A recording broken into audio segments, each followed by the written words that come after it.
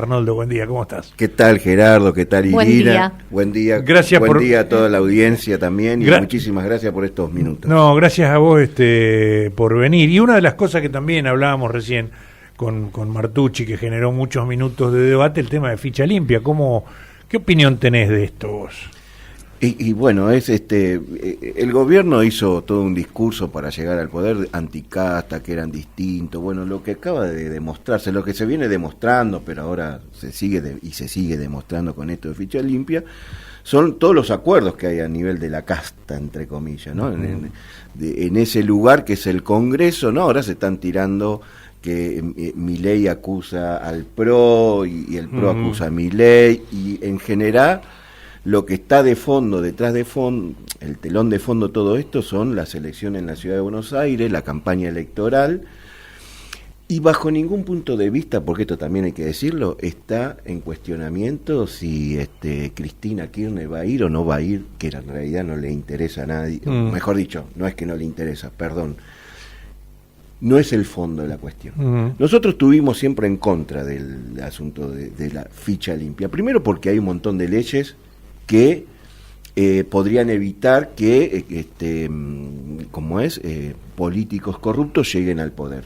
Sí, las leyes las hay. También, Arnoldo, hay vericuetos en la justicia que hace que las leyes... Porque como la justicia es una justicia al servicio de las grandes patronales, entonces está el famoso dicho, echa la ley, echa la trampa. Y nosotros estuvimos en contra porque cuando se propuso ese proyecto, lo que sí veíamos era que a los que luchamos, a los que vamos a las movilizaciones, a los que enfrentamos los planes de ajuste de este gobierno, del anterior y de todos los anteriores, y lo que quizás lo que vengan, iba a ser usado en contra de nosotros, de los que luchamos.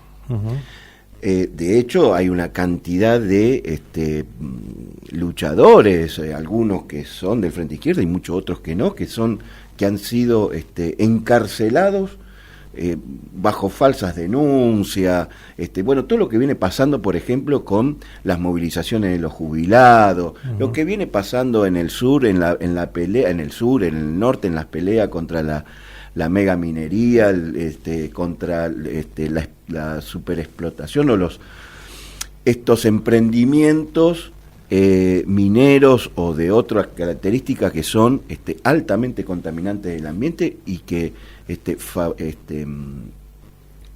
judicializa a los luchadores que enfrentan esas políticas, a aquellos que estamos firmes con el pueblo palestino, con su lucha, en contra del genocidio que está provocando el gobierno de Israel. En fin, hay un montón de casos, ¿no? Yo no me recuerdo el nombre, pero hay un caso de un compañero que por haber tuiteado a favor de Palestina, estuvo preso o está todavía. Y no es que estuvo preso un día. ¿No? Entonces, ¿nosotros qué opinamos sobre ficha limpia? Primero que eso de salir, porque puede ser que ahora no salga, pero dentro de un año quizás va a ser usado en nuestra contra. Y segundo, la verdad, no ponemos ninguna expectativa en que vaya a resolver ninguno de los problemas. De hecho, justamente estaba leyendo el comunicado que sacamos, Cristian Ritondo, del PRO, está cuestionado por los negocios inmobiliarios en Estados Unidos.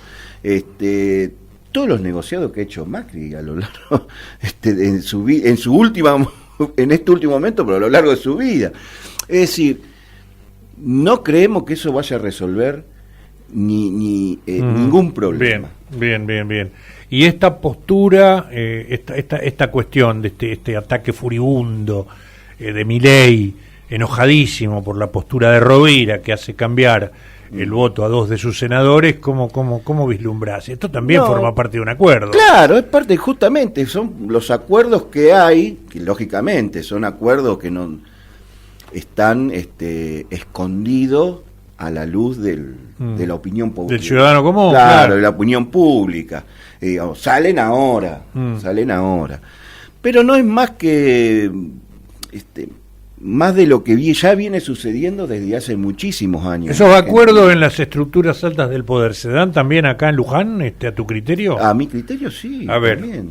De hecho, como es, ha habido, recién lo estábamos hablando en relación al tema de las famosas 850 viviendas, que ahora todo eso quedó paralizado. Sí, con el cierre del FISU, claro. Exactamente.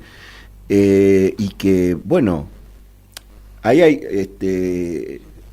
Leonardo Boto hizo una campaña alrededor, su última campaña electoral fue los viviendas, que cuánto se anotaban a todos los que eligieron, fue toda una campaña, en el marco del año electoral, fue un año haciendo campaña con el tema de la vivienda. Estábamos hablando de que justamente Rita Salaverry iba y alentaba, se iba a Torre, iba y alentaba a los vecinos que van a traer a cualquiera, que Torres va a pasar esto, va a pasar lo otro, y después terminaron todos juntos votando en el Consejo Deliberante. Bueno, todo eso se repite, y el tema de la termoeléctrica, otro tema, ¿no? Otra vez, voto haciendo campaña en un año electoral contra la termoeléctrica, bla, bla, bla, bla. Cuando llegó al gobierno, a los pocos meses, cambiamos de opinión. Y bueno, algún concejal votó en contra, pero se votó la rezonificación para la termoeléctrica, y podríamos, si estuviera dentro del Consejo Deliberante, saber el festín que me hago, ¿no? Con todo esto, pero lamentablemente no es lo que me pasa, digamos. Bueno, ojalá pueda llegar, Arnoldo. Porque la verdad es que ahí se cocinan todos estas son las cosas que, digamos, uno se entera como por ustedes, digamos, ¿no? Claro, por los periodistas que cuentan, por leer las noticias, pero que no son cosas que están veladas a la opinión pública de manera permanente, digamos. Bien, ¿ustedes qué postura tomaron, y te cambio de tema ahora, en relación al paro de colectivos? La Unión Transporte Automotor, la UTA impulsó este paro que dejó, yo calculo, que vos que hablas tanto de los trabajadores, ¿no? Calculo unos 9 millones de trabajadores sin poder ir a laburar. Mirá, nosotros estuvimos a favor del paro desde ya. Yo sé.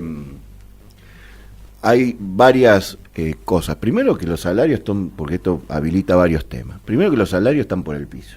No solamente los trabajadores de la UTA, todo, incluido el nuestro. Yo soy, como vos sabés, ferroviario. Y de tener uno de los mejores salarios, hoy estamos hablando nos empezamos a equiparar cada vez más abajo. De hecho, estamos por debajo del salario que calculan los compañeros del INDEC. Los compañeros trabajadores del INDEC hacen el cálculo del salario a la antigua, es decir, calculando cuánto puede gastar un trabajador para la recreación o para pagar el alquiler, cosa que hoy no se contempla cuando se habla del salario mínimo vital y móvil. Es un cálculo nuevo, entonces claro.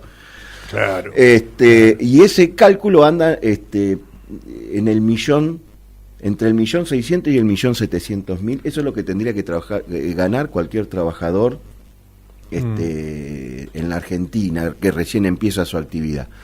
Bueno, no es lo que sucede, ustedes saben muy bien, las jubilaciones están por el piso, el salario promedio anda entre 800 y 1 millón de pesos. Yo estoy entendiendo todas estas cosas que vos estás diciendo, pero digo, el paro, frente a esta situación catastrófica para los trabajadores, el paro hace que un día determinado, con un gobierno como el de Milei, que dice no venís a laburar y te descuento el día, hace que 9 millones de trabajadores de la República Argentina no hayan podido llegar a su trabajo. ¿No es contradictorio, por lo menos? Es decir, yo creo que peleamos por los mejores salarios, pero los cagamos a los trabajadores haciendo un paro que le van a descontar el sueldo. El día del paro, no de la UTA, el paro de la CGT, donde pararon. Sí.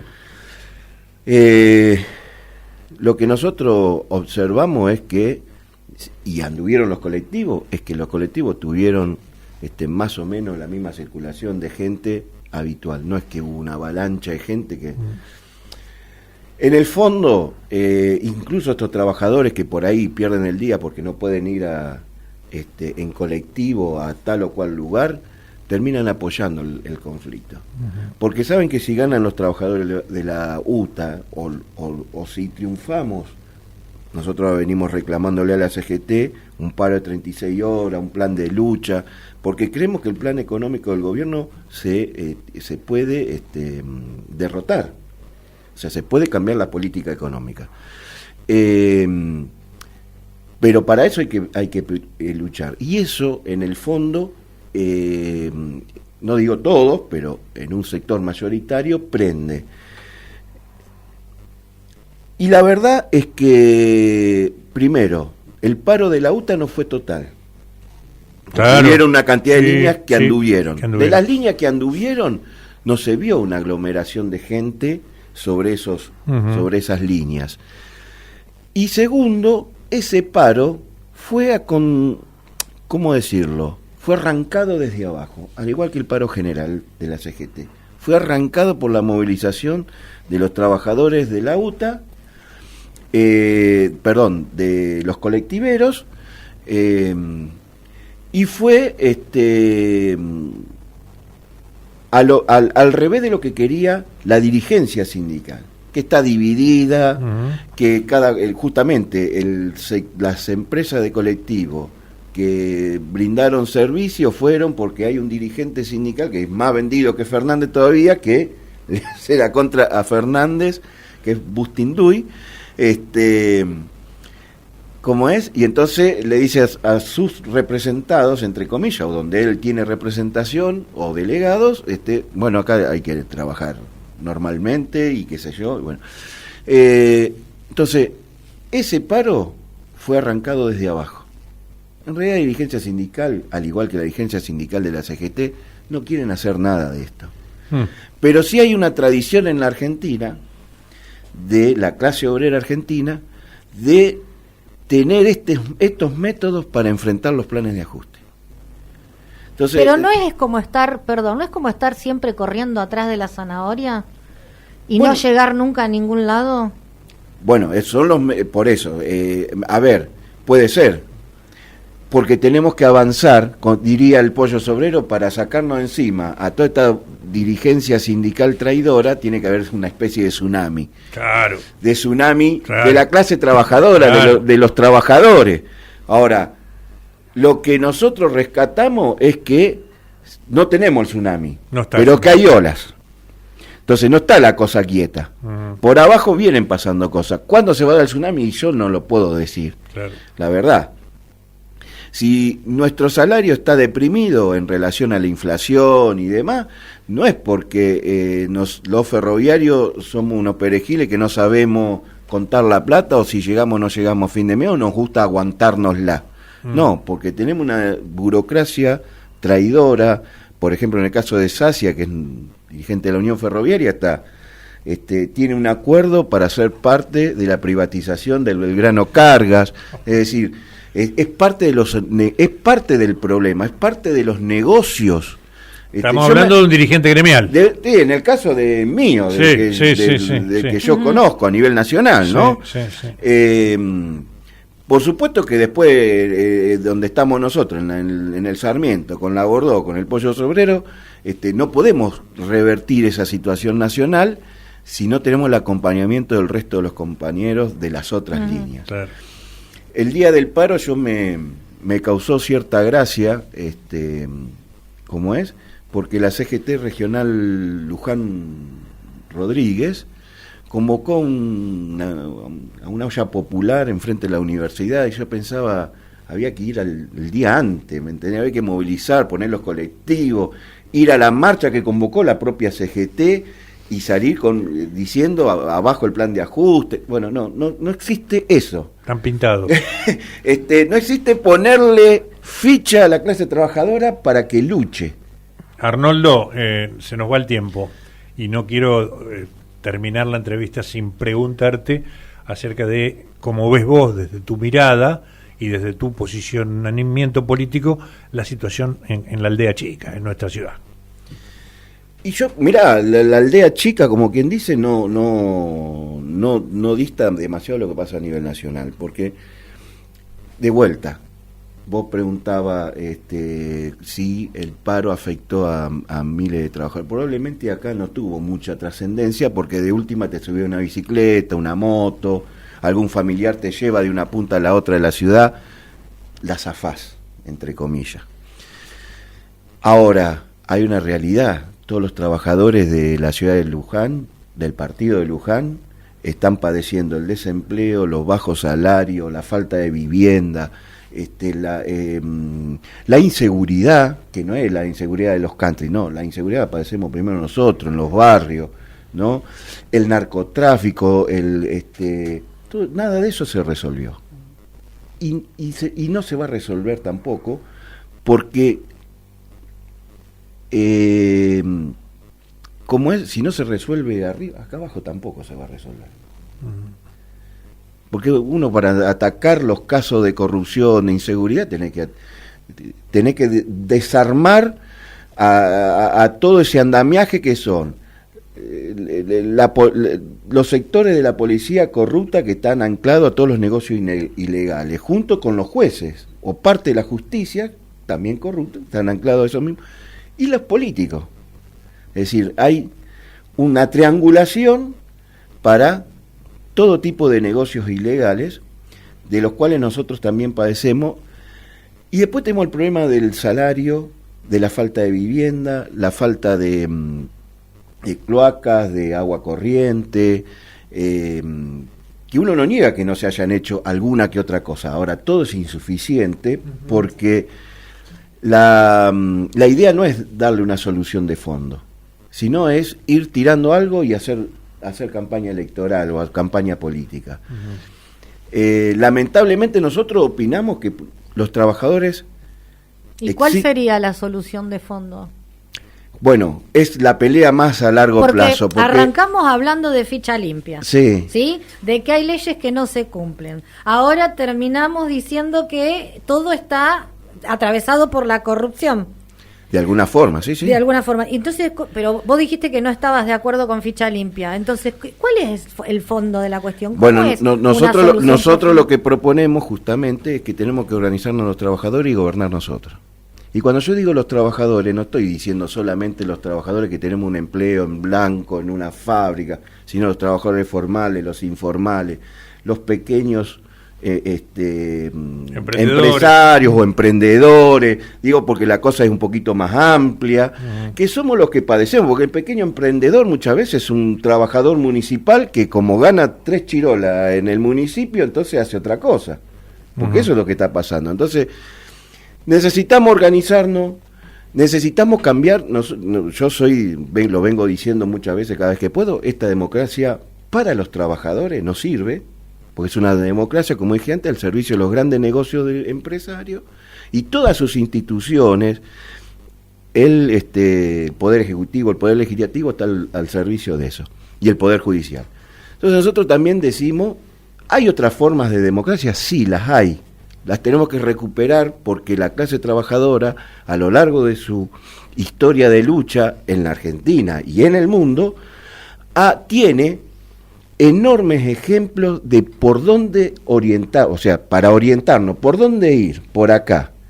Y eso arranca en principio con los primeros años de la Revolución Rusa, pero también tenemos ejemplos en la Argentina de lo que nosotros llamamos la democracia obrera o la democracia de los trabajadores. Entonces, vos fijate que para resolver todos estos problemas, que son los grandes problemas, necesitamos hacer un cambio muy, muy fuerte, muy profundo. Y eso es lo que nosotros tratamos de discutir en cada campaña electoral, en cada entrevista de radio, o donde fuere, con los compañeros, con los trabajadores, y tratar de avanzar en ese sentido. Pero es un cambio fuerte. Nosotros no vamos a las elecciones para llenarnos los bolsillos, y eso es lo de nuestros compañeros diputados, todos los que han tenido cargo. Incluso aquellos que tienen cargos sindicales, como digo, siempre con el ejemplo del pollo, pero digo, es uno más, no es que no es uno que está viviendo en un country, digamos. Seguro. Entonces, bueno, todas esas cosas son las que tenemos que ir charlando para resolver todos estos problemas de fondo. Arnoldo, se nos fue el tiempo. Bueno. Pero nosotros agradecidos de que hayas venido al programa. Yo, muchísimas gracias, Irina y Gerardo. Paso un chivo. Sí, claro. Sacamos dale. una revista, porque esto tiene un trasfondo. ¿Ya querés leer el título? Claro. Trump, el magnate del caos, dice el título de la revista. Es muy atractivo. En color rojo. Porque realmente están pasando cosas en el mundo y necesitan una explicación, y nosotros tratamos de dar una explicación en el real y actual, y hemos sacado otro libro que se llama Mujeres Trabajadoras y Marxismo. Es una reedición, en realidad, que tiene que ver con el debate sobre la opresión y la explotación de las mujeres, que es algo que también tiene mucha actualidad, y como verás, todo esto nos sirve a nosotros para ir explicando también lo que pasa en la Argentina y en nuestro Luján de aquí y ahora. Arnoldo Troncoso, integrante del Frente de Izquierda de los Trabajadores. Hacía rato que no charlábamos con él. Muchas gracias. Y para mí es un gusto que haya estado aquí. Muchas gracias. Muchísimas gracias a ustedes por la invitación.